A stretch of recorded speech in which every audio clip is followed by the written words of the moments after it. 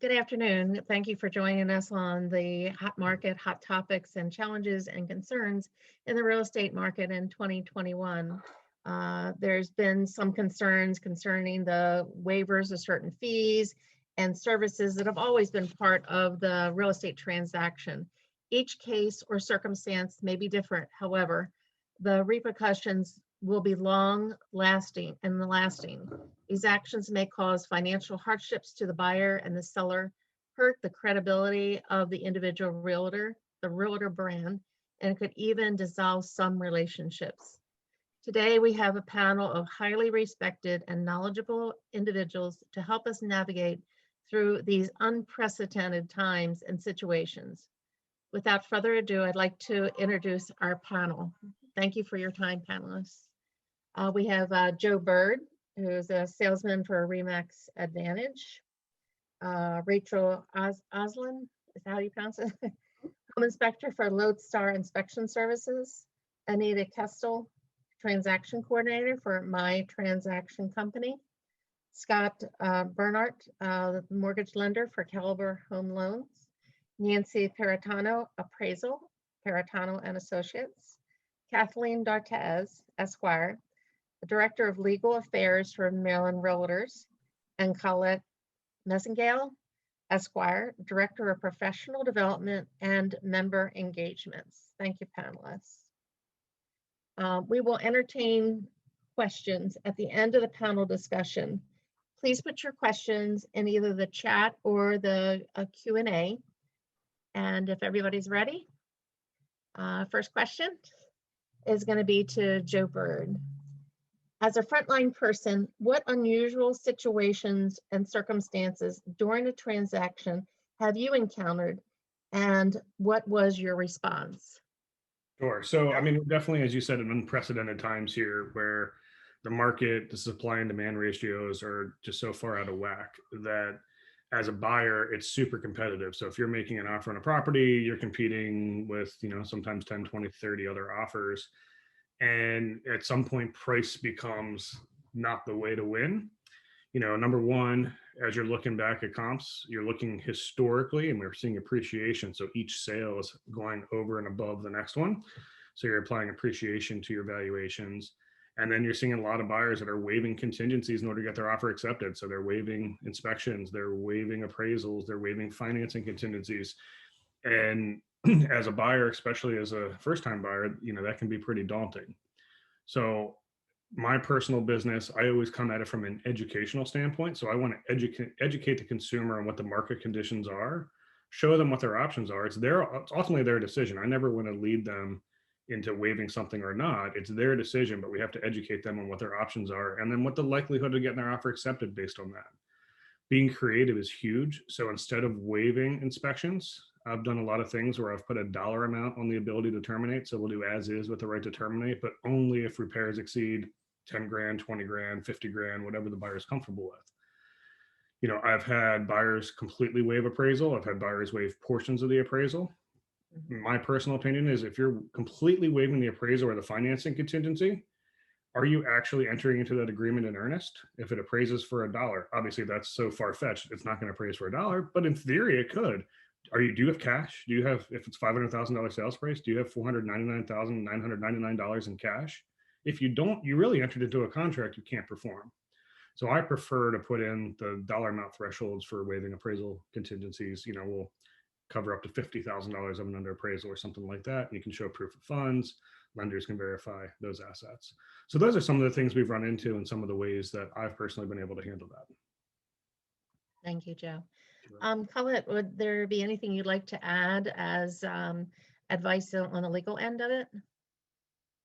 I think I would reiterate what Joe said about educating your clients about the market, about the consequences of waiving appraisals and inspections, and then I would add to that making sure that you document that you've had these conversations, because what you don't want to happen is, settlement has long gone and now the buyer's ready to sell their home and, they purchased it for way above the the appraised value, and now they're kind of looking at you, you didn't tell me. Or so make sure that you educate your clients about the market, about the consequences of the decisions that they make. If you believe that they need to seek legal advice, advise them to do so. And then make sure that you document that you've had these conversations, especially situations where they are electing to waive appraisals, waive inspections. Kathleen and I, often talk about the confirmatory email. Send that out. Is this is my recollection of this conversation. If you don't remember it this way, please let me know, and keep that in the file so that if something happens, then you have that to refer back to. Good point. Very good point. Second question will be to Rachel. Have you had conversations with where the home inspections are waived? And do you think that the buyer is fully aware of the ramifications, what could happen? Wow, that's a loaded question. I have had conversations with people buyers who have waived the home inspection, and that is a decision. I think what you're going to see through this entire panel is that a lot of it comes to right down to education. And so as people are waiving home inspections and then saying, they do a home inspection right before they move in. So they settle and then we do a home inspection. And that's been working. We've done a lot of those because then people still have an objective to-do list when they move in there. It's just things to pay attention to. And I've also worked with people who've called and scheduled home inspections, and then the listing agent has canceled it because the buyer didn't realize that they weren't having a home inspection, that they had waived that right. And probably about 10, I mean, we do about 50 a week, but 10 people, I would say altogether, have come to us and said, no, I want a home inspection. Yeah, you waived it and that's how you got the deal. And of course, that's not what we're saying, but that does come down to the agents making sure the buyer understands and making sure it's in writing. If the buyer is going to be saying that, even if you've talked about it. And Joe, I saw your hand go up right immediately, because I mean, sometimes the buyers are just in a rush and it's an emotional thing to get the house. And so they're fighting for it and they do whatever it takes. Sometimes I go on a walkthrough with a client when the first time they see the house and just walk through with them to give them an idea of ages of systems. And that has been helpful. And then just do an inspection when they first move in. Yeah, if I can chime in real quick. So I've seen a lot of contracts come in on my listings where they've waived inspection. And I think everybody was on the same page, and sometimes they've added in there and then they've changed it when it became competitive and removed it. And then they'll come back around and 5 days into the deal say, oh, our inspection is going to be Tuesday at 3. Well, what inspection? You waived your inspection. And my default response is, not only is the inspection contingency in there to protect the buyer can understand what they're buying, but there's also a lot of language in those addendums about liability if something were to happen during the inspection, something were to get broken. And so that's been my default going back to it is, I'm sorry, you removed that language from the contract. It's inappropriate for an inspection to be done. And we have no language to protect your buyer, my seller, you as an agent, me as an agent, or the inspection company if anything were to get broken during that inspection. Unfortunately, at this point, that's not going to be permitted, which feels bad on my part because I want buyers to get inspections, but I'm just honoring what was in the offer from the get-go and protecting all the parties. Yeah. Anita? Joe and Rachel, are you seeing many pre-inspections? So before they put their offer in, they go ahead and bring the inspector in with them, like during their showing? And do you think that's a good idea? I think it's a good idea if you're going to either not have a home inspection or have one before you make an offer. I think having someone else look at the house who has no financial relationship to any of it and having them give you some input is useful. I also am very clear that it's not a home inspection. It's just like in the olden days when someone would have their dad or their brother or their uncle walk through the house with them. This is not a home inspection. This is me walking through and saying, oh, yep, those downspouts are just, you're going to want to extend those. Like as we're talking outside, waiting for our turn to go in. We've done a lot of them over the past 6 months, starting in Montgomery County and then moving up here. And it's it just has to be very, very clear to everyone that this is not an inspection. This is I'm walking through with you. And a lot of people are doing it, a short one. Some people are doing a real home inspection beforehand, but for the most part, it's give me an hour, 40 minutes, whatever you can, and let's walk through. Yeah, I think you're going to see more of them as we're starting to allow overlapping showings and things like that, where Mhm. your showing window is 30 minutes long. You can't effectively get a home inspection done in 30 minutes. Now that that's starting to roll away, but it still comes back to liability. I mean, I think during a walk and talk, you can't open a panel because what if something gets broken? You can't Yep. necessarily crawl through the attic because what if you fall through? It Well, really and is. those are things we're not doing any of on a walk and talk. It's Exactly. How just, about on your end, Joe? How about inspections for informational purposes only? Yeah, and that's where I've put in the threshold of you can only walk if repairs exceed some dollar amount that's preset. And that's arbitrary, and you got to get a contractor to give an estimate, and you might get two estimates, and it can get hairy for sure. But at least it removes the right to just totally bail for no reason. Right. Anybody else? Okay. All right, let's turn to Nancy. I'll ask you the same question regarding appraisal of waivers. Have you had conversations where the home appraisal was waived? And if so, do you think that the buyers are made fully aware of what could happen? And that goes for the fact that of what Joe was saying, where, well, it has to appraise for a certain amount, and I don't have anything over that amount, then they'll make up the difference, that type thing. So Nancy?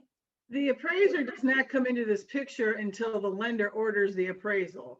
So the contract has been signed. It's been decided if they're going to do a home inspection. It's been decided if they're going to do it, waive the appraisal.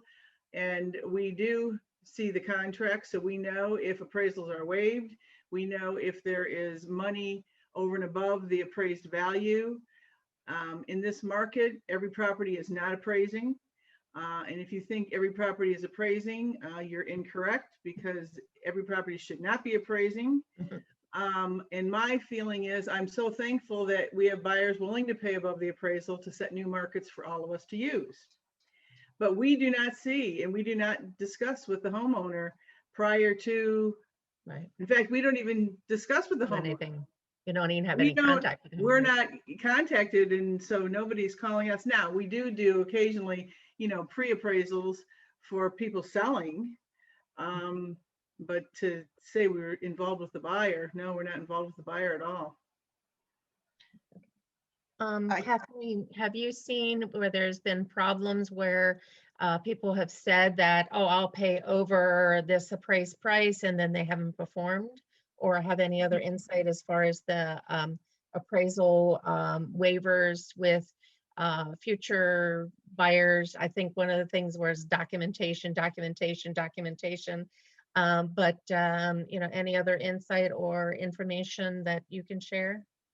I have that's a good question, Karen. I haven't really, at least on the hotline, we haven't really heard too many instances of buyers not performing. I think Rachel had said this is sort of the theme for the day, and the theme for the day really is educating your clients, and then they make their decision. I think Joe had alluded to that too, that it's the client's decision. So on some level, all of us, I think, would agree it's not a great idea to pay $100,000 more than the appraised value. I think that gives us, maybe not everyone, but for most of us, that gives you a little bit of anxiety. So I think you do have to at least tap the brakes and make sure that your client understands, what they're doing, that they're willing to do it, and they understand that this might mean that you're going to have to bring a lot of money to the table. Are they willing to do that? There's ways to draft that. Actually, Maryland Realtors, our statewide forms committee, is working on a form to sort of address some of these situations, things that are being waived, and to make it clear that it has been explained to the buyer, they understand the risks, and they're not going to hold their agent responsible for their decision. So that's that, or the broker, that's part of it. The bottom line, I guess, is if the buyer's determined to do that, they're determined to do that, and they're going to move forward. So we haven't heard of a lot of people, buyers changing their mind at the last minute and defaulting. I think people are actually moving forward with these. Whether that's advisable or not, I think remains to be seen. Karen, I know for a fact you were around in 2007, 2008. If inventory opens up and if home values decrease a little bit, it's quite possible that some of these buyers won't be able to sell their home for what especially if they sell quickly, like next year or something. It's quite possible they may not be able to sell it for as much as they paid for it, which of course no one's going to be happy about that. So there is some risk, and it is important to document that you explain to your client, how things work, and armed with that knowledge, your client made their decision as to how they wanted to proceed. Nancy, you had something that you wanted to add? So I think when I'm talking to agents, some of their buyers, they're putting in 5, 10, 15 contracts and losing them all. So it's not that the buyer isn't aware of what is going on in the market. If they really have put 10 contracts in and lost them all, they know what's going on. And we continue to have a shortage of homes, and it depends on if they really want to get into this market, wherever that market is. I think they realize, I hope they realize that they are taking a chance if they are willing to go above an appraised value. But, in reality, I think most agents truly know if a property is at the high end and maybe it's not going to appraise. And I think you as agents can just do the educating here we're talking about educating your client is, here's what has sold. And so you guys are covered. And I like the idea of continuing to put documentation in your file, because that's what I have done for years, is you have to document everything, because you're all licensed, just like I'm licensed, and we don't want to lose our license because of some person. It's not worth it. Agreed. Okay. All right, we'll turn to Scott. As a mortgage lender, can you imagine that you have seen, we can imagine that you have seen many waivers, offers, and admissions. Is there any particular one that comes to mind, and did it affect the outcome of the transaction? Also, there's a burning question during the transaction: can a client change from a conventional loan to an FHA loan and vice versa without penalty? So yeah, I've been doing this over 20 years. I've never seen a market like this. It is it is a very unique market. But just touching on one of the things that we were going back to with the, paying more than the appraised value. What I've seen a lot with a lot of the deals that I've been involved with is when an agent is instructing a client that they may have to do that in order to get their offer accepted. If there's an HOA, I'm being asked as the lender to order the appraisal as a rush, get it back in 3-4 days, so that if it does under appraise, they can then use the HOA to get out of the contract.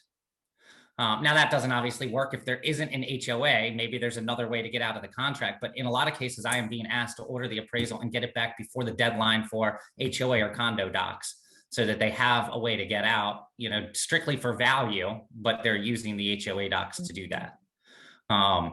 So that's a big one that I've seen. But I've seen lots of creative offers where they're having the buyers pay all transfer taxes and, waiving everything and above list price, and paying the buyers commissions.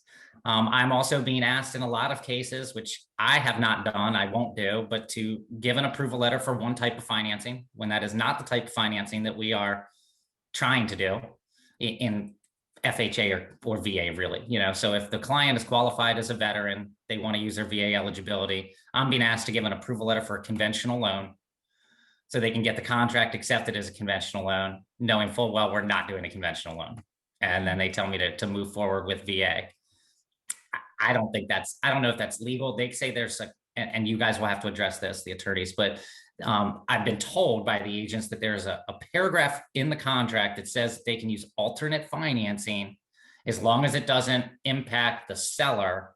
Right. And we have the ability, the buyer has the ability to choose any kind of financing that they want. So I'm being asked to do that quite often now, because FHA and VA contracts are very difficult to get accepted in this market. And VA does indeed cost the seller. Well, it doesn't have to. Actually, it doesn't have to. You're right. If the agent pays for the termite, then right, then it doesn't cost the seller any more money to do that. But Right. I don't know legally if that's acceptable or not, but that is one thing that in the last month or two, we're seeing ad nauseum, because it is very difficult to get a veteran under contract. It's almost like if you have a VA buyer, you know that they're going to get discriminated against just for the type of financing that they have, and they're not going to really take their offer seriously.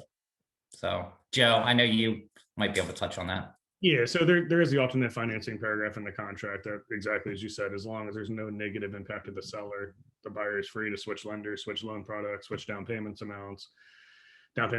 But unfortunately, and I always hate saying this because I want to support veterans in any way possible, the appraisers are basically a government. They're not government employees, but they're contracted by a government agency. Sure. Fortunately, they tend to be very, very slow, much more stringent on value and much more stringent on condition, and it does unfortunately come back to be a worse deal for the seller.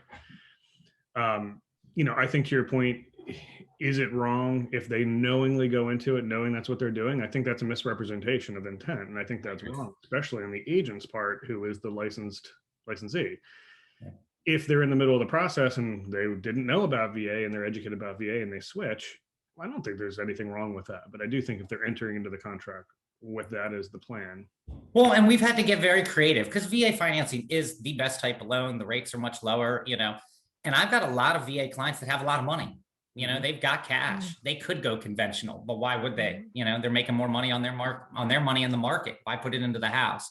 So we've had to do very long letters, not love letters, but letters of finance explaining why we are choosing to use a VA loan, that they have the capital to cover shortages in appraised value, that it makes more sense financially for them to do this with no impact to the seller. So we've kind of have a template that we put together that says that, and whether they have a house to sell or not to sell, we've got different letters for each, but we have been able to get some VA buyers under contract competing against conventional using some of these tools, just to explain it to the seller, because I think again, that's the thought out there, Joe, is that it's a much more stringent appraisal. It's probably going to come in lower. There's probably going to be required repairs. Some lenders require those repairs to be done up front. Some lenders will allow for a repair escrow. So, sometimes we have to explain that it has no impact on the settlement date. If there are required repairs, like my company will allow for repair escrow. So we use the buyer's money, we set it up, we'll let the work be done after closing so it doesn't impact the settlement date or the seller timeframes or anything like that, just so that they're educated about why we're using this type of financing and why this is still a good offer in comparison to a conventional contract or conventional offer. But yes, I've never seen a market like this. It's been very difficult. Karen, can I chime in quickly? I just was going to say what Joe and Scott had said is exactly right. The alternate financing paragraph, it's intended, if something legitimately changes and the buyer switches from one type of financing to another for whatever reason, but when they enter into the contract, they are intending to use the original financing. That's the correct and appropriate use of that paragraph. Okay. If someone is signing a contract, knowing that they're not going to use that financing, that they're going to switch midstream, that's really not how that paragraph is intended to be utilized. In every contract, there's a duty of good faith and fair dealing. And also we're all obligated by a code of ethics, right? to be honest. So that's really not how that should be utilized. And I think it was great that, Scott, your comments and suggestions, there are ways to be honest and still have, your client's choice approved, have that financing approved. So, if anyone is advising their clients to be deceptive, let's just say this and we can always switch. That really is not the best approach. That's, arguably violates a code of ethics, certainly a little bit unscrupulous in your business practices. And I think Scott's suggestions were very good. There are ways to get it done. Maybe educate yourself a little bit, talk to your loan officer, talk to your client, figure out how to pitch it to the seller in a way that's attractive, and you can still comply with your ethical obligations and still hopefully get your client approved for financing and get the transaction and go to settlement. Yeah, they are much more difficult and they may end up losing some, but they can get under contract. I do a lot of VA loans, a lot of FHA loans. They still get under contract. They may lose more than your typical conventional buyer would lose. But I still think you can be honest up front and figure out a way to make it work. Anita? Oops, I'm sorry. Anita? Kathleen, my question was about that paragraph. I don't have it in front of me, but is there not a sentence in there talking about diligently pursuing what's already, the financing you've put in for? There is. Yeah, I have it in front of me. Yeah, that's, I was gonna make that comment that what the parties agreed to, they have to continue to pursue. If you look at the language in paragraph 11, the alternate financing provision, it says buyer may also pursue, as long as they're diligently pursuing the financing that they initially agreed to. So if a buyer has no intention of pursuing the financing that was originally agreed to, I mean, arguably that's problematic from the contract standpoint. So what if, and I'm just asking the question, in that case, what if we submitted 2 loans, one conventional and one VA, both were approved, and then the buyer decided to go with the VA offer, or approval, even though they initially submitted a conventional conventional offer to the buyer or to the seller? Goes to intent, wouldn't it? Well, that's my question. Yeah, I mean, if they went in with a conventional offer and they started pursuing that, they could be approved for a conventional loan, but they were also approved for a VA loan, and they wanted to do the VA loan all along, as long as they were, and I'm asking the question, like pursuing both, is it then their choice to choose which loan option they want to go with, as long as it doesn't cost the seller any more money? To me, that's the key right there. As long as it doesn't have a negative impact for the seller. Yeah, I think that as long as they are diligently pursuing and there's no deception there. So would you have to then order both 2 appraisals, a conventional appraisal and a VA appraisal? Probably. Yeah. Okay. All right. I'm just asking the question. I don't know. Legalities and stuff. Good question. Good question. Yeah, Nancy. I have a question. I was just on, first of all, I don't do VA loans, VA appraisals, so you don't have to hate me. And I went to a property the other day and the contract was specific, it was conventional. But when the lender ordered it, they ordered FHA. So I contacted through the system the lender to ask, I said, the contract is conventional and you've ordered FHA. She goes, no, it's FHA. So I get to the property, the agent meets me, the seller was there, and they're wondering why I'm carrying my ladder in. And I said, well, it's a FHA appraisal.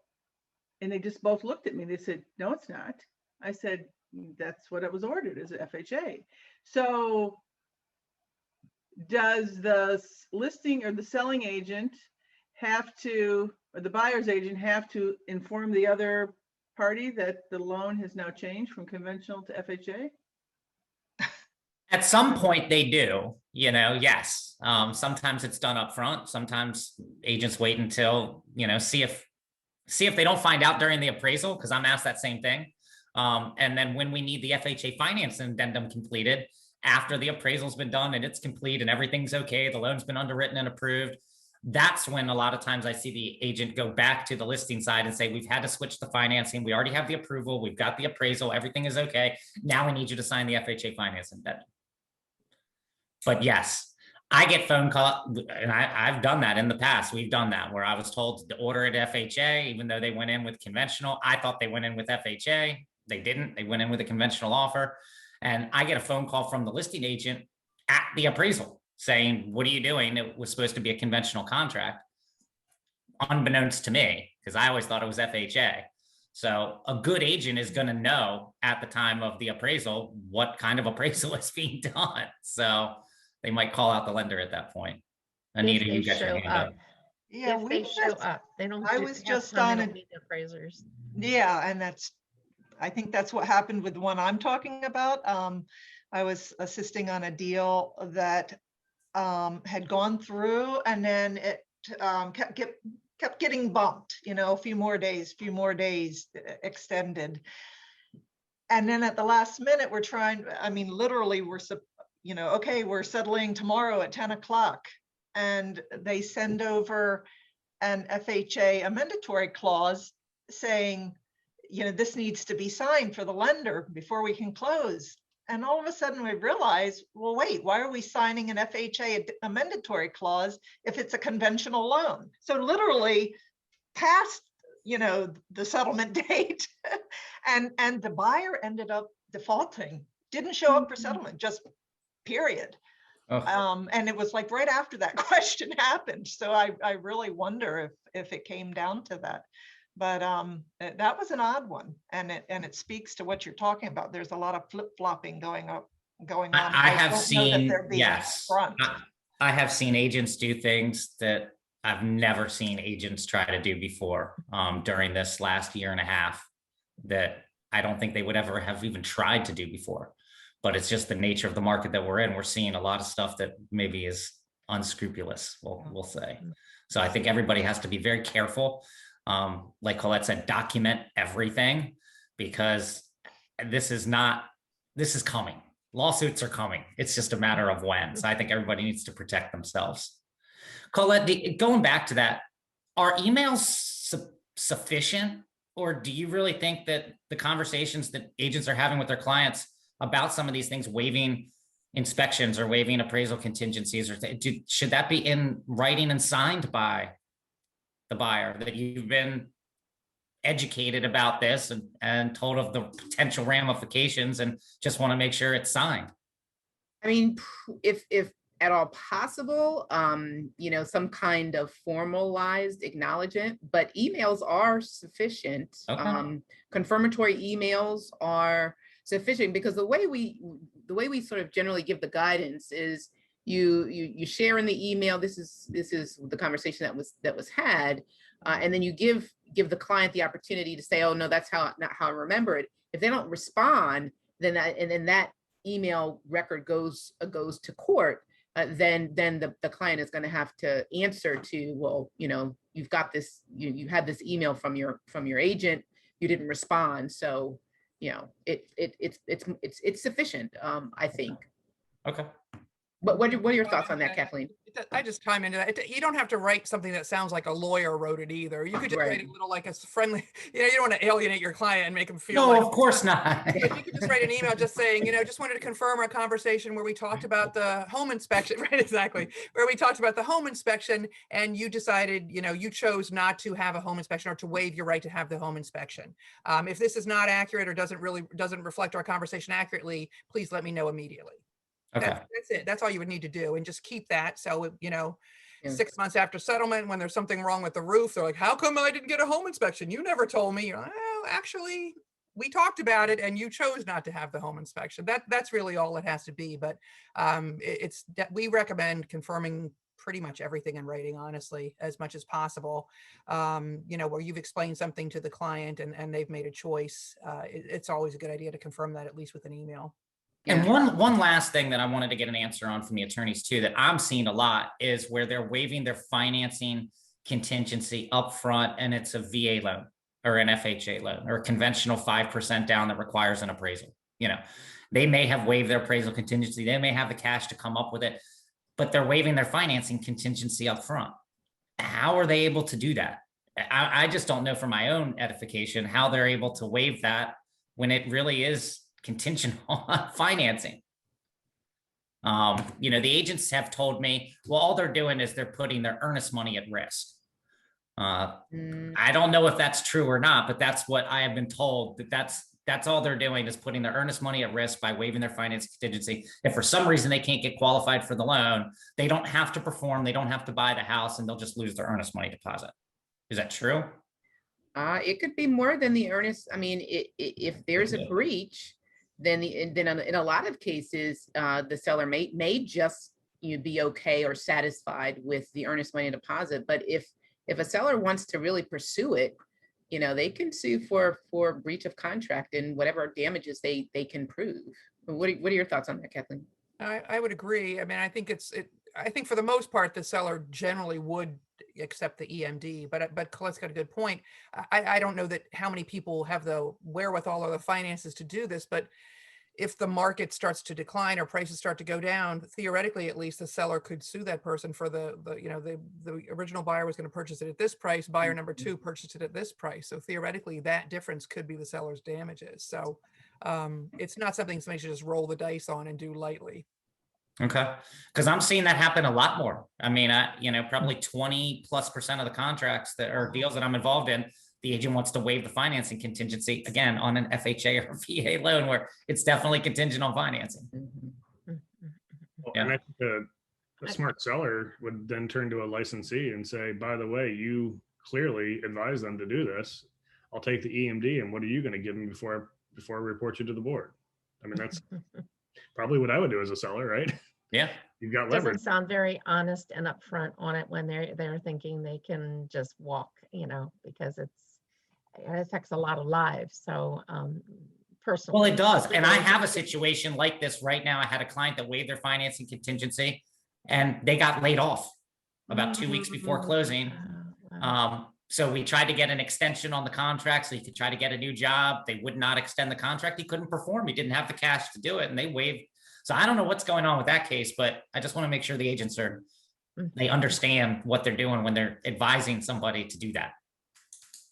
And I think we need to move on and Yeah. see if there's other questions later. Anita, Yes.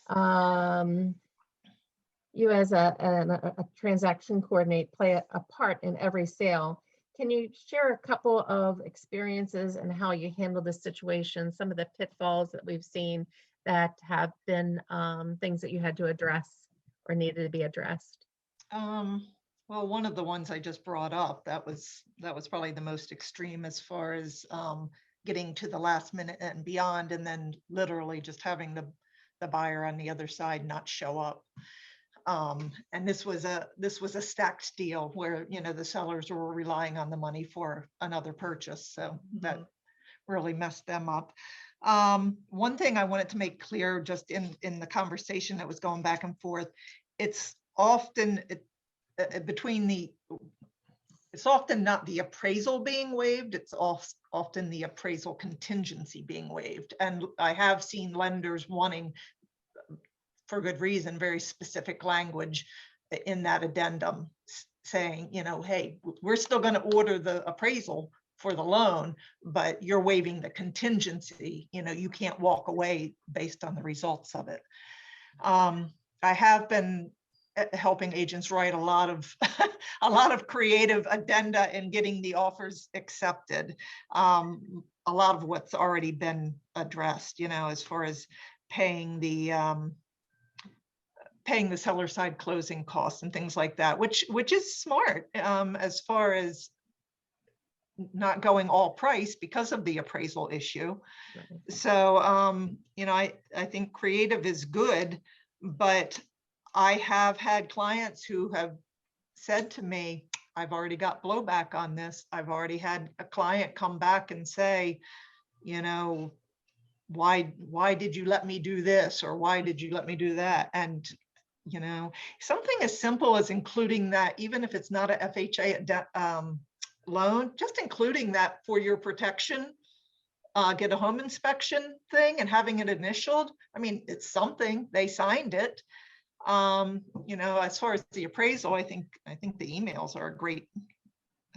I think email communications and saving them are great. And I'm seeing some agents do it and some agents aren't. Some agents are, a little more slack on it. But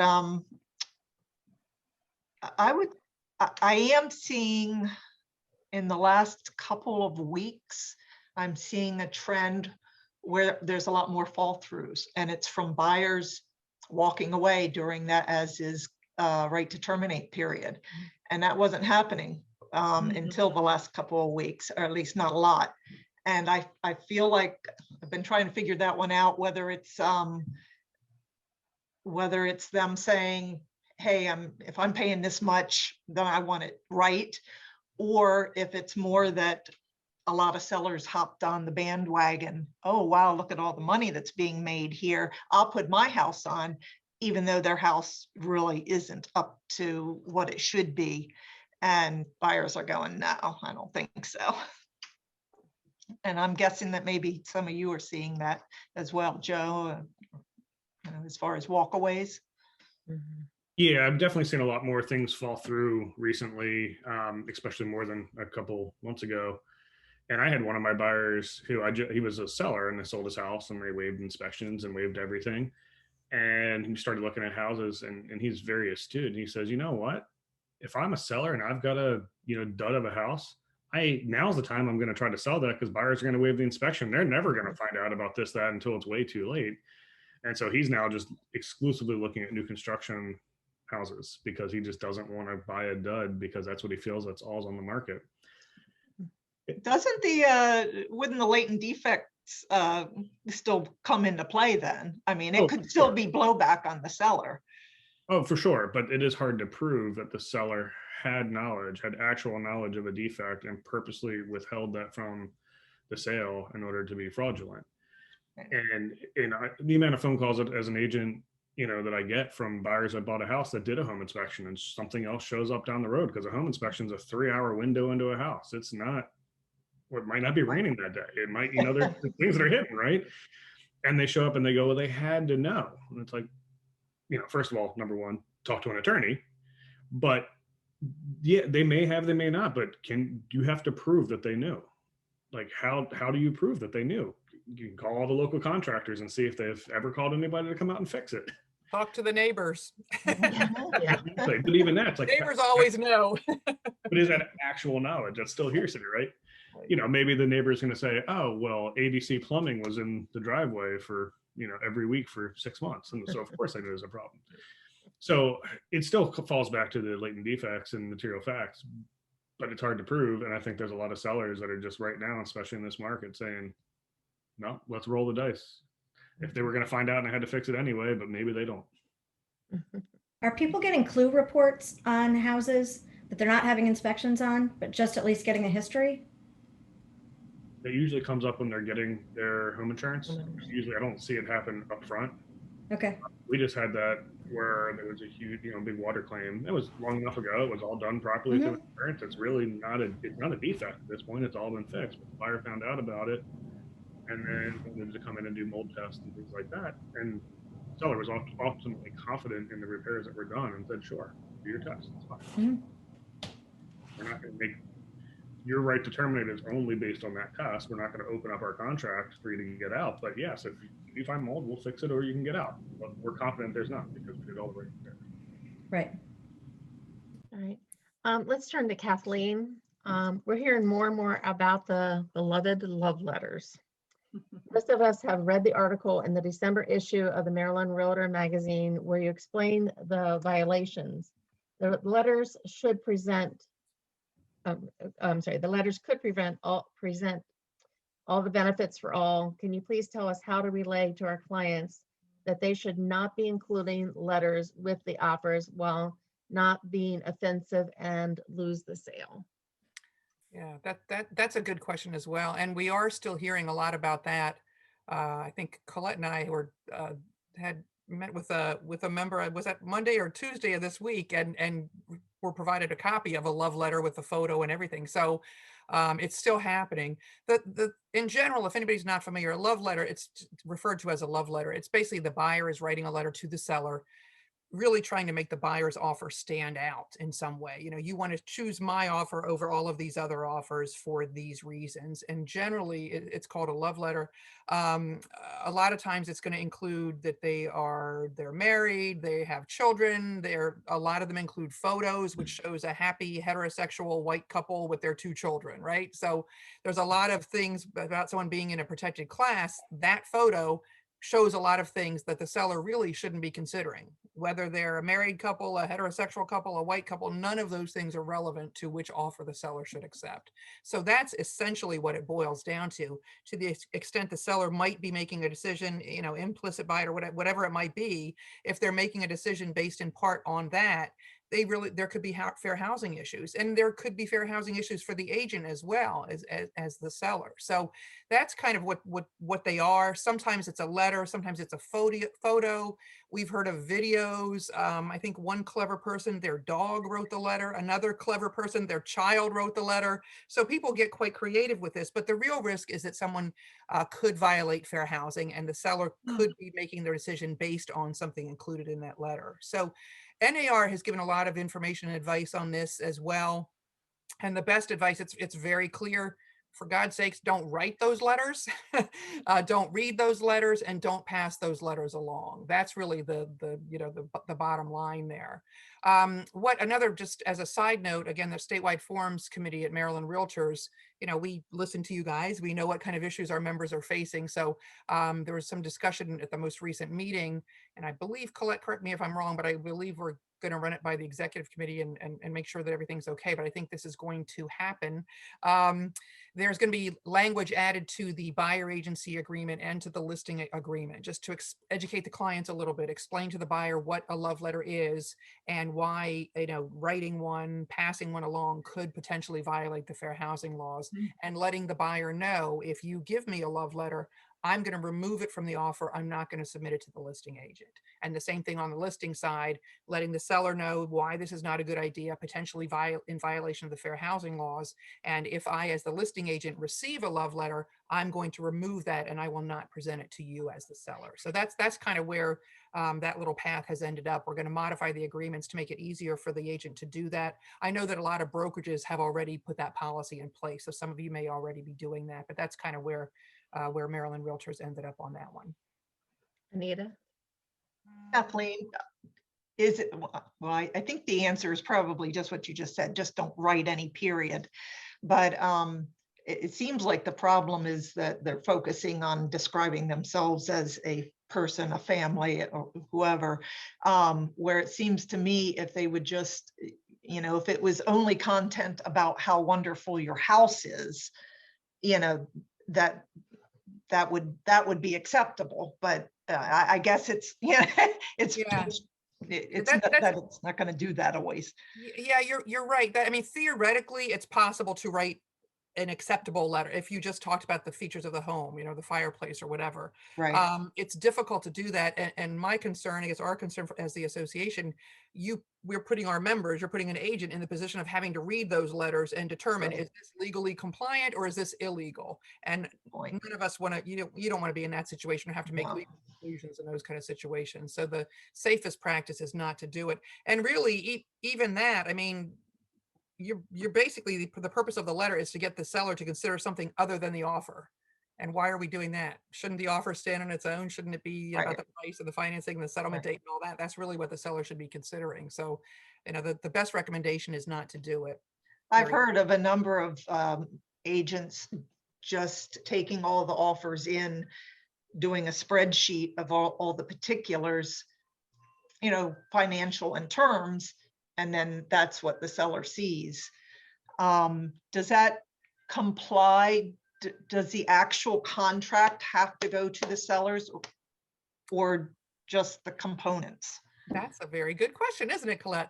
Unless otherwise provided in the brokerage agreement, yes, the entire all offers and counter offers are supposed to be presented in full. And that's actually a very timely question too, because multiple offer situations, we have heard of listing agents trying to be helpful to their client, right? There's so many offers, the seller doesn't want to see all of these offers. I'll just prepare an Excel spreadsheet and submit the Excel spreadsheet to my client. They can say, I want to look at these two, and then I'll just present those two. And the Maryland Real Estate Commission hasn't disciplined anyone, but I know at least one other state has disciplined an agent who did that. They had a regulation very similar to Maryland's where the offers and counteroffers are supposed to be presented in full. And this other state's Real Estate Commission said presenting an Excel spreadsheet that summarizes an offer is not the same as submitting the offer in full. So the agent was disciplined in that other state. So I'm not saying you cannot do an Excel spreadsheet, you can, but that doesn't relieve you of the obligation to still, the offer is supposed to be presented in full. You can do an Excel spreadsheet, you can do a one-page summary on the front, which a lot of people do, but you still are obligated to present the offer or counter offers in full. Would it be all right if the seller signed off and said, that's okay, I don't want to see the full offers? This is Colette's going to chime in here. The statute actually says unless otherwise provided in the brokerage agreement. So that's really what That's where it would have to be. Most compliant. Yeah, you really should do modify the brokerage agreement, do an addendum to it and say the seller doesn't want to see any offers or the seller instructs you to do whatever it is. That's the way to be most compliant. I agree. So Kathleen, so Yes. you could, as an agent, do the spreadsheet like you're talking about, that you shouldn't just provide that. Provide the spreadsheet, but then have all the contracts underneath it and present it to the sellers. Now it's on the seller if they want to go through each one of those contracts. Correct.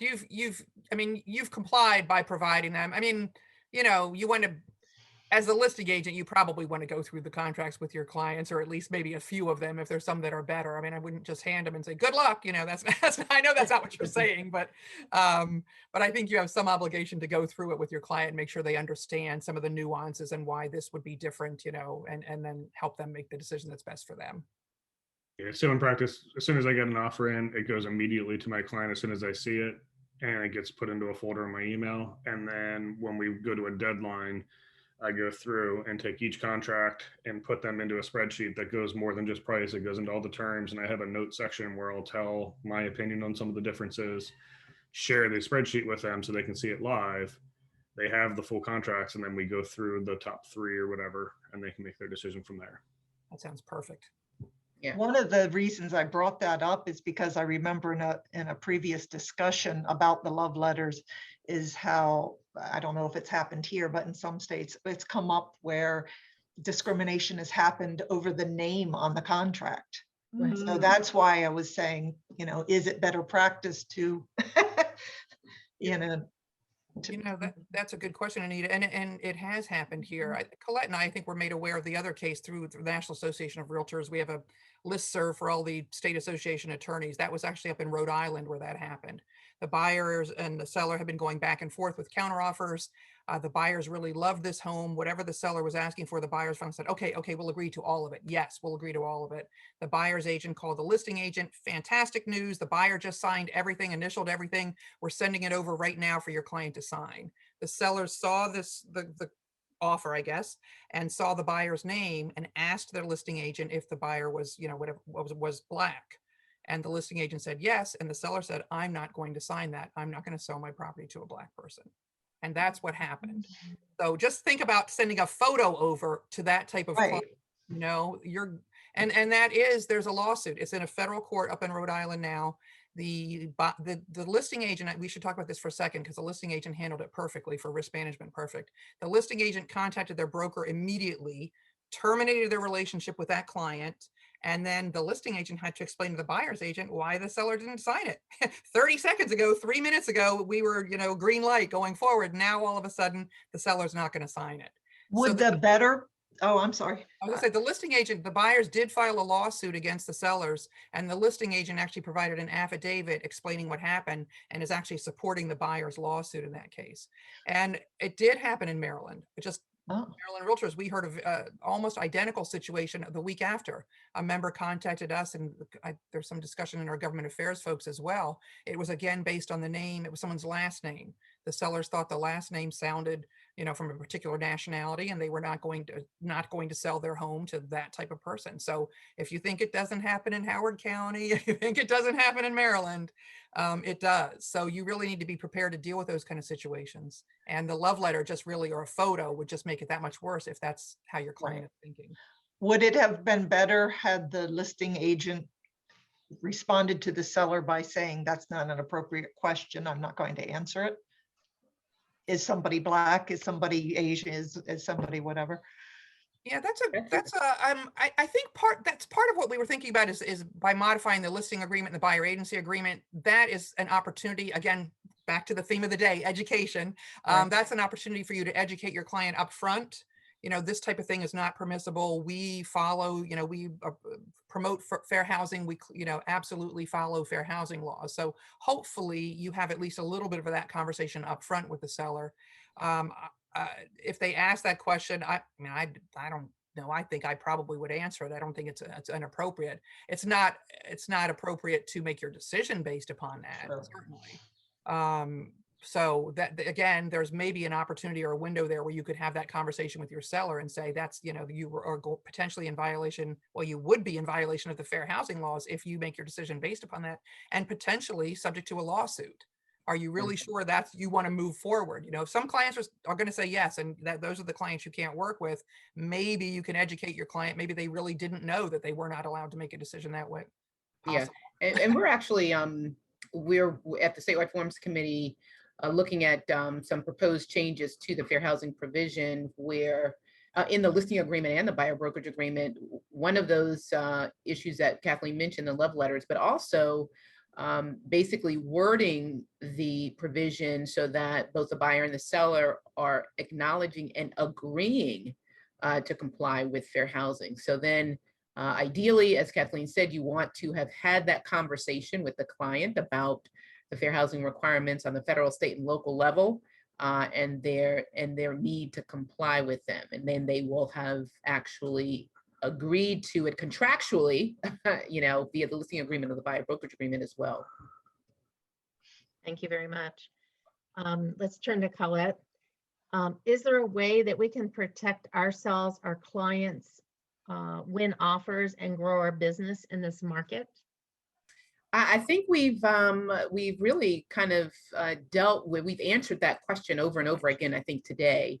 It starts and as you all mentioned, the clients do understand what this market is. And even if they have some understanding of it, when you meet with them and throughout the transaction, continue that conversation, make sure they understand exactly what they're getting into, especially when it gets down to time to submit offers. So I think the educational piece is critical. The documenting of the conversations is absolutely critical. And then making sure you're dotting your I's and crossing your T's with these contracts, making sure that they're clean and they're solid. You're not missing addenda and missing initials and things like that. That gives, that results in unnecessary holdup or maybe a listing agent saying, I'm not even, the seller's not even going to consider this because it's missing X, Y, and Z. So those kinds of things I think matter as well. And following, making sure that even though we're in a tough market, following the requirements of the Brokers Act, the Maryland Code of Ethics and the NAR Code of Ethics. Just because we're in a very tough market like this doesn't mean that we throw all the rules and codes of conduct out of the window. So I think those are things to really keep in mind. So, Go ahead, I'm sorry. Can I ask something? So how does that work for, how are buyers protected when they're working with someone who's listed like as a for sale by owner, where they just pay to have some company listed on the MLS or something? Like they don't have, I just see some ambiguity there where the seller is not following the rules and doesn't feel the need to. They're not really being represented by a realtor. They just have their information listed. Is anyone familiar with that or know what I'm talking about? Yeah, I mean, if you're saying if the buyer, I'm assuming the buyer is represented by The buyer is represented, the seller is not. So it's correct. It feels like the Wild West. Yeah. That's a tougher situation because the seller may not be necessarily a savvy seller and may not, be aware of the nuances of some of the requirements. Mm-hmm. So the buyer agent will really have to double down on their efforts to protect their client, to educate them. Yeah. So that's a tougher situation. Thank you. Oh, good. All right. Next question for Kathleen and Colette. In your crystal ball, how long do you see this current trend lasting? And do you think these behaviors will have an impact on the realtor brand? You have a good crystal ball, Colette? Mine's a little fuzzy. Yeah, mine is not as crystal clear as I would like it to be. Yeah. That's interesting. I can't remember who had said, I think it might have been Joe, maybe you had said things had maybe cooled off a teensy little bit from now to, compared to 3 or 4 months ago. That's interesting because I had a conversation with another member earlier this morning. They had said sort of the same thing. It seems like recently, like a house might be on the market for 3 days or 4 days and only 3 people have seen it, So it's possible that the cool down has started already. It's hard to say. My crystal ball is not as clear as it could be on that. I mean, I think it's a market which has its ups and downs. As things open back up, I think as people go, things kind of go settle down and go back to some sense of normalcy, I think hopefully it'll be a less tough, a less tough market out there. Less exhausting market. Yeah. Little, Do you little think there'll be easier for any buyers, impact? hopefully. Do you think all these changes and things that are like the waivers for appraisal will have an impact on the Realtor brand, our level of expertise, et cetera, that we are saying to our clients and customers that we have? I think that's a very valid question. I was in the market back in working with a brokerage, Karen, back in 2008 when the market decreased previously significantly. And I remember at least one case for sure where a buyer ended up filing a complaint with the real estate commission because the buyer had purchased their home for whatever it was, and then 10 months or a year later, the home was not worth that. And they were very angry enough to file a complaint with the real estate commission. They were angry at their buyer's agent. Why did you let me do that? Why did you let me pay that much for that home? And I know none of us have that crystal ball. I wish we did. You would be, it would be much better, easier business for you all. But that did happen, and that has always stayed in my mind, and that is in the back of my mind right now. I'm going to be honest. So I that's a very serious concern and a legitimate question. I think everything that we've talked about today are all good practices to make sure that that doesn't happen. We want to protect our clients where possible. At a minimum, you want to educate your clients and let them make an informed decision. You want to document that, and just in case something comes back later on, but the confirmatory email or whatever. I actually was going to add one other little practical suggestion that someone else had mentioned. I think they mentioned it to you, Colette. Just with respect now to buyers being willing to offer so much over the list price or appraised price, someone has suggested just if you do a CMA, just make sure the buyer initials it. Yeah, Joan. Yeah, so you can document that you showed your buyer this. And again, with that knowledge, they chose to offer that plus 100,000, that plus 60, that plus whatever. And I know that's not, a slam dunk. That's not going to save the day, but at least it is some documentation that you had a conversation with your client and they moved Anita? forward. Anita? Yeah, that was Joan Laurie. I was an agent during that time as well. And actually, I remember doing just that, having the buyers initial the CMAs, and thought that was a good idea. And I also remember there was blowback because you're always going, whether it be, mad at your agent, mad at your lender, whatever it might be. The other part of that in this market that I see that could affect the industry reputation is how all the people that jump into the market to be an agent. And so we have a whole lot of newbies out there, and some of them are dangerously uneducated. And I really blame the brokers. I mean, I know we're all busy, and I know there are mentor programs, but the mentors are busy, and et cetera, et cetera. But I've got a couple deals now, and one in particular that I'm just thinking, oh my God, you are so lucky that, that these are understanding sellers, or that this or that, because I'm seeing a lot of things not being understood, deadlines not being met. They don't have a clue. And I'm like, somebody's not supervising you. You're exactly Joe- right. Joe, That you- really is team leader, office manager, broker, regional manager, Well, there is right. one, Yeah. and broker, and all of them are legally responsible for supervising everyone in the office, even someone who just got their license yesterday, maybe especially someone who just got their license yesterday. You're exactly right too.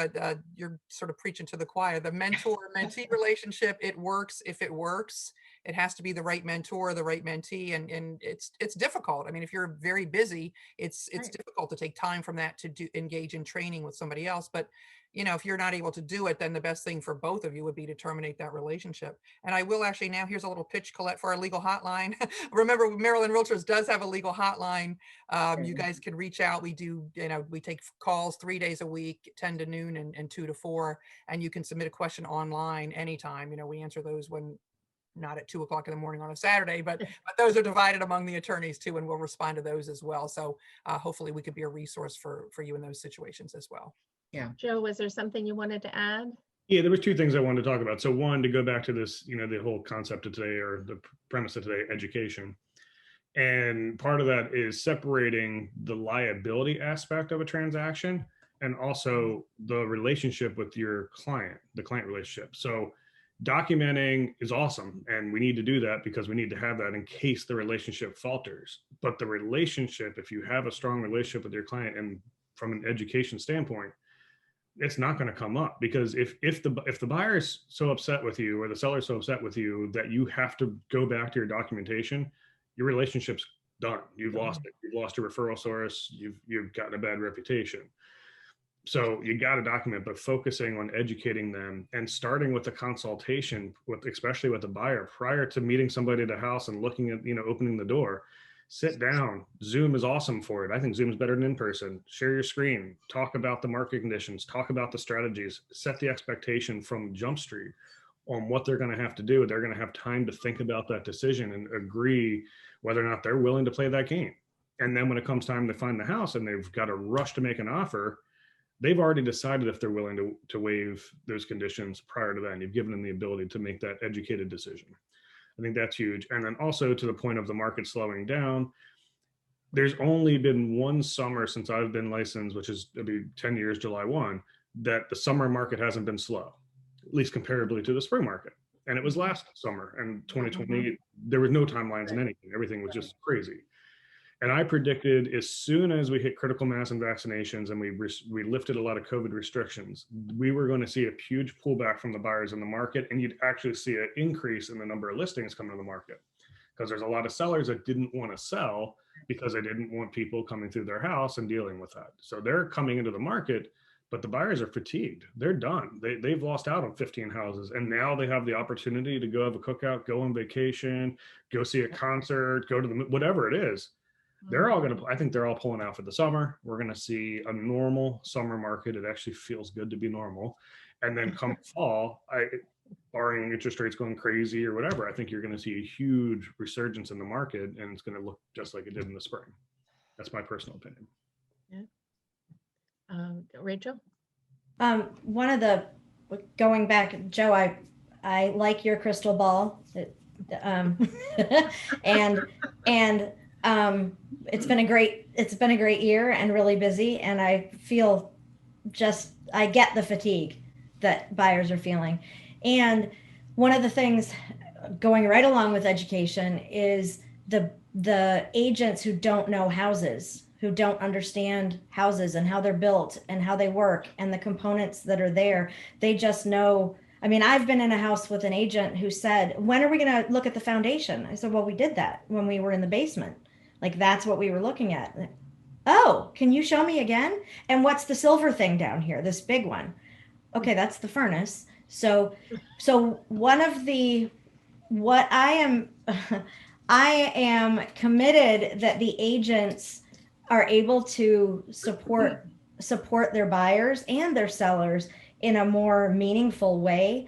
So what I've been doing the last several years is providing mock home inspections for agents. So I take a group of 6 agents. This was interesting when people were being socially distanced too. So it was 3, but 6 agents, and going through a house for an hour, hour and a half, and just talking about the components, which has been very interesting for an agent to go, so what is that thing? That's the gutter. Oh, okay. But they're in like a safe space without other agents or without other clients. So they're not embarrassed to ask the questions, and they're learning from each other. And I thought it would be like just great for new agents. And it's been team leaders doing it. Team leaders bringing their team and then doing it all together so that they can really see, like, how do you explain this? How do you share this? Because you're going to walk through with a client and they're going to ask you a question about something, especially now. I'm going to waive this inspection. Do you think that furnace is old? Well, let's figure out what the age is just so you know. Like, just, it's very interesting. And that's been something I've been working on now, trying to create it as a CE. But the lack of education, the lack of understanding in so many areas, it's mind-boggling. Scott, your eyeballs almost fell out of your head there for a second. I'm surprised they don't know what the gutter is, but okay. Oh my gosh. Yes. But you know, and you don't know what you don't know. And Yeah. that's the danger. That's great, Rachel, that I mean, I think that's amazing that you're doing it and fantastic. Years ago, I worked for a title company, and we did, it wasn't for CE, but it just was like a mock settlement for someone maybe who had just got licensed and had never gone to settlement before. And we would walk through it and go through the settlements line by line. And here's where you prorate the, you know, the taxes. Here's where you prorate this. And it was really, really helpful. People really, and again, a safe space. It's all maybe newly licensed people. They can ask questions and they're not going to embarrass themselves in front of a client or in front of, you know, somebody else. So anyone who has opportunities like that, I would encourage all of you guys to think about that. We can all help lift the profession, help raise the bar a little bit, and people will remember that. People will remember you. So it's a great idea all around. Something that that happened to me the other day. In my house, we have a damper on the furnace on the upstairs and downstairs. For agents, understand what the damper does. And when you're going into a house, see if the furnace does have the damper on it to educate your your seller, first of all, because I've done appraisals on a house that a person's owned it for 15 years, did not know they had a damper on their furnace, and wondered why the upstairs was so hot all the time. They had to have the downstairs freezing. And then I pointed out, and I especially like to do it for a gentleman, when he's been in the house 15 years and didn't know that he had a damper on the furnace. And then his eyeballs are like out of his head and screaming because I've paid all this money. But it's just little. And the other day I was in this one house and the agent did not know what a damper was. And he said, oh my gosh, I got to see if I have one on my house. And so it's just a little thing, but just understand what the damper is. All homes don't have them. Sometimes townhomes do have them. Sometimes they don't. Sometimes detached have them. Sometimes they don't. But it's just a little tidbit. Understand the damper. But based on this Yes. information, would it be, to Kathleen and Colette, be a, I don't want to say required course, but something just for basic information? This is a furnace. This is, you know, I mean, I'm a homeowner. I have background for construction, but not everybody has that. And they really don't know.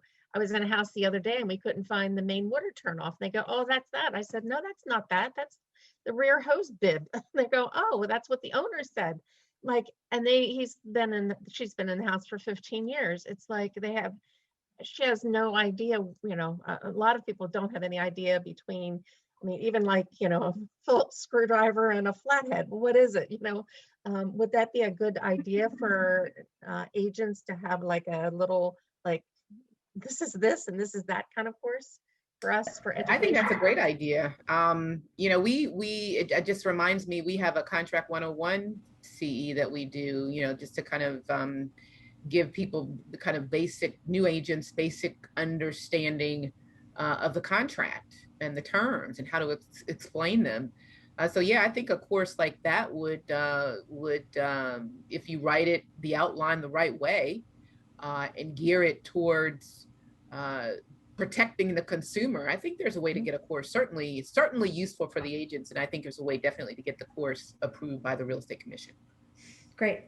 We're working on it right now. So that's our product. That's what's being sold. We need to understand it. Agreed. And one more thing, Joe, but I know you've got something that you've got really quickly. The reason it really works well having agents come and just be with me for an hour and a half is the newer ones learn that they don't want to say anything in case they say something wrong, because it's like, here's all the information. And they go, oh my gosh, I had no idea. Right. And then I say, well, I'm not going to try and explain dual agency. And right. You just, you know, but you should have an understanding. So when you're writing your addendums, you just have an idea. But, you know, just so they know there's so much stuff they don't know. Because, you know, I've lived in homes all my life. Yeah. Anyway, so go ahead, Joe.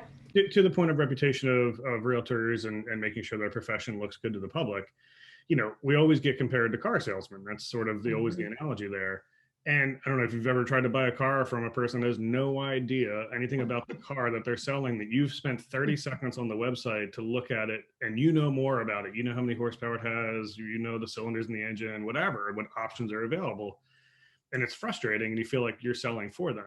I would say the same thing as an agent. If you don't understand a house, not that you want to, you're not testing it, you're not opening the panel box, you're not taking the cover off the furnace, but if you can't walk in and look at it and say, well, that's a gas furnace, and based on the serial number, it was manufactured in 2005, you don't know your product. So I'm all for the CE, would love to contribute for it and educate on very basic home functionality. Great, Joe. Great. We've gone through our questions and answers. I'm looking at the chat and I see something that it would be addressed to Rachel. Are you seeing that sellers are doing inspections ahead of time before they even list the property? There are some, not as many as there are in other times.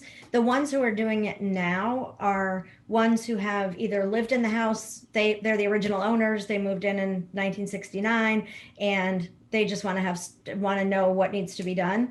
And a lot of that is just a really great objective honey-do list. Let's get this done. One says do this, the other partner says do this, and this gives them a direction in which to go. Some people are doing it months to years before they're going to put the house on the market so they can budget for getting things replaced and fixed, which I just think is brilliant. And then the other part is where a lot of people do it now is if a family member has passed away or gone into an assisted living facility and something has to be done with the home, then they've got all the siblings trying to figure out what to do with the house, and there's all this battle, and there can be a lot of tension that doesn't need to exist if they have an objective understanding of what's happening with the house.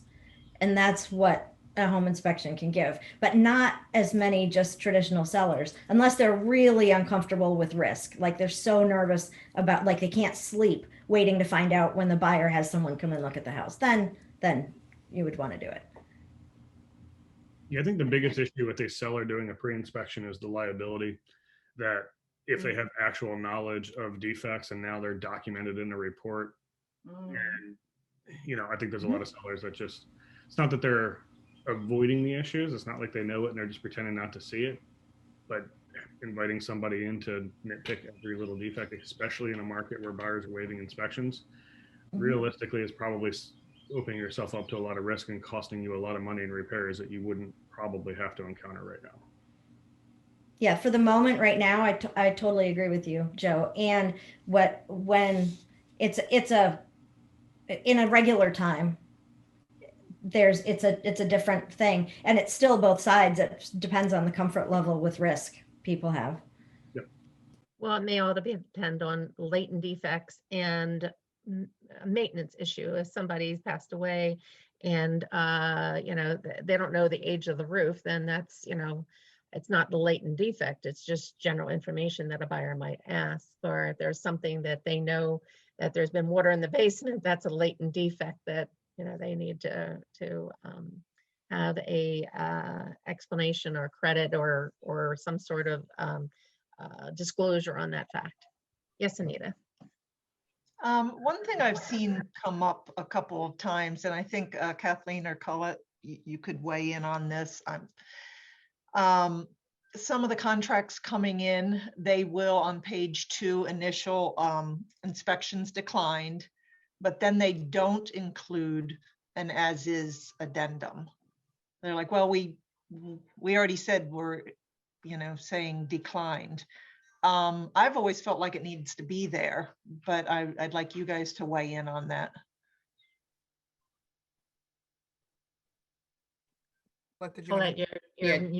Just so I'm clear, so what the intent? What's the intent of the parties? They're wanting to sell it as it's an as-is transaction. This is so. I mean that. It's on the market. They've got multiple offers. They've accepted one who have said no inspections. But the only way that they've said it is by initialing on page 2, where you're saying there's inspections or there's no inspections. So they've said declined, but then there's no as is addendum to say, you know, as is no inspections. Is that okay? Is that to just leave it like that? It seems to me that there's some language that's missing by just doing it that way. Colette, what I would say, and Colette, feel free to chime in if you disagree or have anything to add, but I think if they don't use the add it as is addendum, the buyer would still have the right to do a termite inspection. Right. And Right. remember that property condition paragraph would still apply. So the seller would have to deliver it in broom clean condition or whatever it is. So that would be the practical effect of it. And again, I think as Colette had started to allude to, if that's not what their intent is, then they should be careful and use the as is addendum. But Yeah. without the as is addendum, I think that's the practical consequence of that. The buyer would have the right to do the termite inspection. The seller has agreed to, by that paragraph, they've agreed to pay up to 2% if there's a damage, or I guess, or a treatment that's required. And then the property condition paragraph would apply. So the seller would have to turn the property over. So if you're on the listing side, you definitely want to say, please include that addendum. Yes. Yes. If the seller doesn't have, if the intent is no inspections, sell it as is, include the as is addendum. Thank you. That gives it the clarity that just initialing, what is that paragraph, whatever, 12 or whatever it is. Right. We have about 8 minutes left. Is there any last minute words of wisdom that anybody would like to impart on some of the topics we had today, or anything else that you feel might be pertinent with the hot topics and challenges and concerns that we have today? Rachel? Susan Brazel said she thought we're not supposed to give home inspection advice, and we could be held liable for erroneous information. And I think that is we don't want to be you're not getting out of your lane, and we're not suggesting that you get out of your lane and give information that is going to put you at risk. What we're talking about is agents who really don't know houses, have never owned a house, aren't familiar with what the house, different parts of the house. And when they say, well, why is this water squirting out of this pipe in the front yard? Or they know a client could ask them that. And so they want to know, like, what is this? Okay, well, that's probably a sump pump. So when we go inside, we're going to be looking for this. This is where the electric meter is. So you go inside, there will probably be a panel right there, or the main shutoff. This is a sewer ejector pump instead of a sump pump. These are two different things. Let me show you.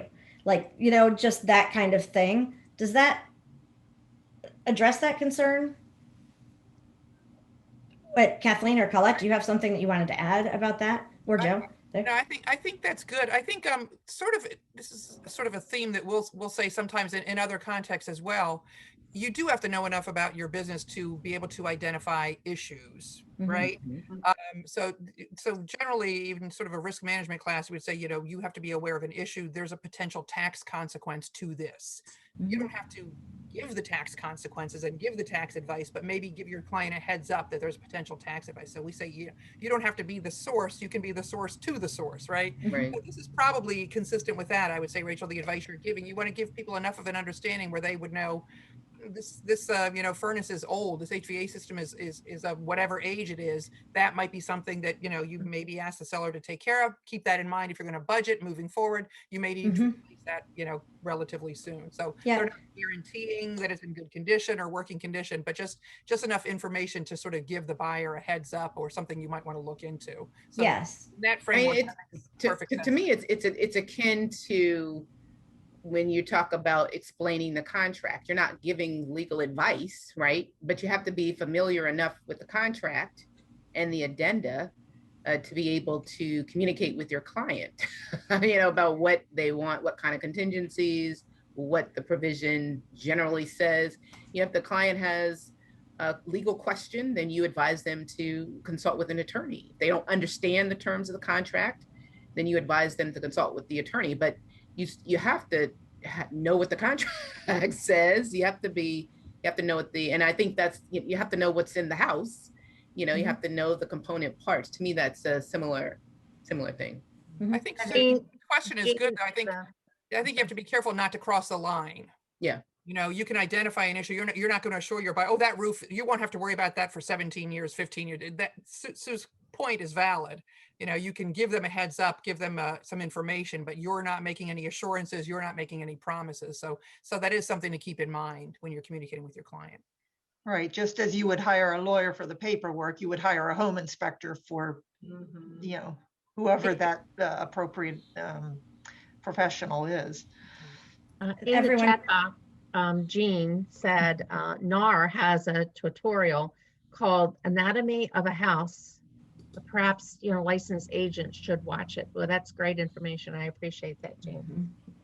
So Anatomy of a House. So just basic information, the ABCs of just, you know, better things. So we'll definitely have to make a note of that, or I'll make a note of it. So, any other, I think we're almost out of time. One point I would like to make, and just to remind everybody, is focus on the relationship. Don't let yourself get caught up in the market and what you're hearing is working with other people and all that. Focus on just truly being fiduciary to your client, worrying about, you know, I always tell people, especially if they want to do something I disagree with, or they want to buy a house that I don't think has great resale value, one of the comments I'll make to them is, like, I want my clients to be so happy that when they go to sell it, whether that's 2 years or 10 years or whatever it may be, I'm excited to get that phone call because I know they bought a great product. If you buy this house, I'm not going to be excited to get your phone call. Of course, I'll still help you, but I'm going to remind you of this conversation right now and say, no, don't call me for that. Right. So, but focus on the relationship, do what's right for them, and that will always repay you on your business. Good point. Yeah.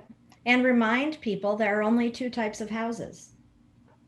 Ones that have problems and ones that are going to have problems. Anyone who's lived anywhere, even if you've only ever rented, you know that stuff goes wrong. So just kind of plan for it. And that's part of the education, and part of the joy of being a homeowner is you get to speedily deal with problems instead of waiting for a landlord to handle it on a longer time frame than you want. Like, really want to educate people and give them the freedom and help them feel empowered about what they're doing. Yeah, I'll reiterate what both Rachel and Joe said, and just you know, the commission gets the complaints that come in because, you know, the agent didn't, in a lot of instances, protect or promote the client's interest, and that should be, I think, always in the forefront of your mind, no matter what market we're in. Protecting and promoting the client's interest, and as Joe said, that will always kind of keep you on the right path. So, and I would just One chime in more- there too, if you've developed the relationship and protecting and promoting your client's best interest, that does enable you to have difficult conversations.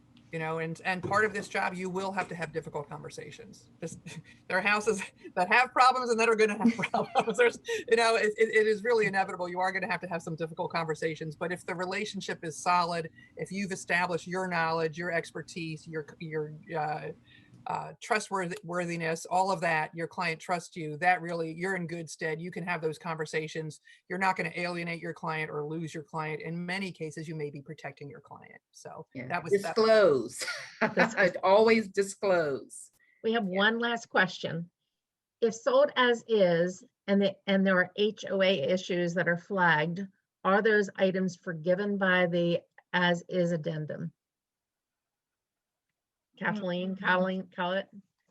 That we were asked that when we asked that not too long ago, I think, on the legal hotline. I don't believe so. No, that's a separate. There's a separate paragraph in the contract, like an HOA violation notice. Is that? I assume that's what we're talking about. Right, like in Yeah, Columbia. That wouldn't be different waived. HOAs. That would not be waived by the as is addendum. Okay, thank you. Appreciate that. And that, to follow up on that, I have some agents, very rarely, but they think that could be another waiver, and that cannot be, because that's Maryland law, right?